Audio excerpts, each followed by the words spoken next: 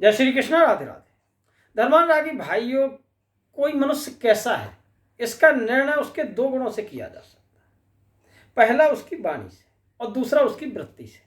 वाणी से आदमी का पता चल जाता है कि आदमी किस तरह का है, उसका पूरा बायोडाटा हमारे सामने आ जाता है। माता जानकी तुरंत तो पहचान गई थी। कह सीता सुन जति गोसाई और बोलहु वचन दुष्ट की नाई। तो वचन से कई बार क्या होता है कि वाणी तो अच्छी होती है लेकिन उसकी वृत्ति गलत होती है। कहते हैं कि सुंदर के कहीं पेख भूलई मूड न चतुर न रहो। बोली कितनी प्यारी है लेकिन असन आही, खाता सांप है। तो खाली बोलना नहीं, दोनों चीजें जब होती है, वाणी और वृत्ति जिनकी अच्छी होती है, उसी से मनुष्य का मानवता का पता चल जाता है। किसी से पेड़ से प्राप्त सघन छाया से उस पेड़ की उपयोगिता सिद्ध होती है। कहते हैं कि अगर छाया नहीं है, अगर उसके फलदार नहीं है, तो कैसे, कोई उपयोगिता नहीं है। फल है लेकिन उसकी छाया नहीं है, तो कहे बड़ा हुआ तो क्या हुआ, जैसे पिंड खजूर और पंथी को छाया नहीं, फल लागे अति दूर। तो फलदार पेड़ की डालियां सदा झुकी होती, प्राय सारे फलों का स्वाद मीठा होता है, फल मीठे हों और पेड़ की फलदार डालियां झुकी ना हो, ऐसा नहीं हो सकता। फल मीठे ना हो तो कोई उसके निकट नहीं जाएगा। जिसके फल और पेड़ दोनों के प्रति किसी की उत्सुकता नहीं रहेगी। फल मीठे ना हो, छाया ना हो तो कौन जाएगा उस। यही स्थिति मनुष्य के साथ भी है। ये विशेषताएं मनुष्य के आत्मिक समृद्धि और जीवन सुख के लिए भी आवश्यक है। मनुष्य के सद्गुणों का सार भी है।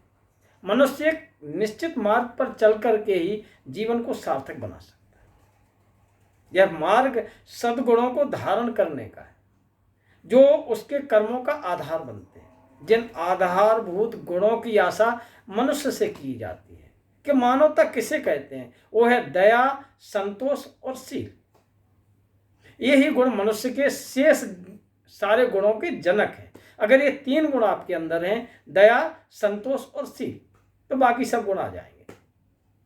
मन में दया हो तो उदारता, संवेदनशीलता, परोपकार और त्याग जैसे गुण प्रबल हो जाते हैं। संतोष हो तो लोभ मोह के स्थान पर दान और सदाचार की वृत्ति दृढ़ होती है।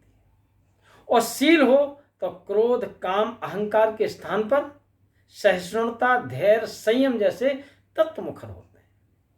इन सारे गुणों के परिणाम स्वरूप सहजता और समदृष्टि प्राप्त हो जाती है, जो जीवन में मिठास और नम्रता लाने वाली है। मिठास और नम्रता वाली और कर्म दोनों को प्रेरित करती है। शब्द बोले जाएं या सुने जाएं, पढ़े जाएं या लिखे जाएं, वे मधुर, शिष्ट, मंगलमय होना चाहिए।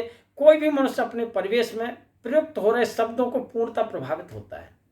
भारतीय संस्कृति में सत्संग का बड़ा महत्व है। यह सत्संग चाहे मनुष्यों का हो या ग्रंथों का हो, अंततः शब्दों का ही संग होता है। शब्दों से अधिक संप्रेषणीय और कुछ नहीं है। इसलिए सत्संग का चयन सावधानी से करें। फल पेड़ का कर्म है, वैसे ही मनुष्य का आचार ही उसके जीवन का फल है। संसार में मनुष्य अच्छा या बुरा अपने कर्मों का फल भोग रहा है। यह कर्म इस जन्म के हो सकते हैं और पूर्व जन्म के या उससे पिछले जन्म के हो सकते हैं। तो धर्म प्रेमी बंधुओं, हमें मानवता के गुण अपने अंदर प्रकट करने हैं।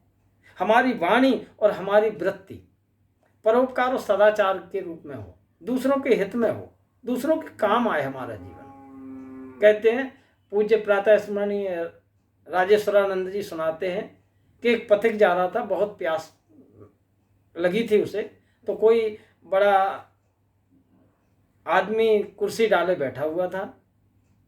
तो पहुंचा तो उसने कहा, भाई साहब थोड़ा पानी मिलेगा? बोले हाँ मिलेगा, लेकिन कोई आदमी नहीं है अभी, आदमी आ जाने तो फिर पानी मिल जाएगा। थोड़ा बैठा रहा।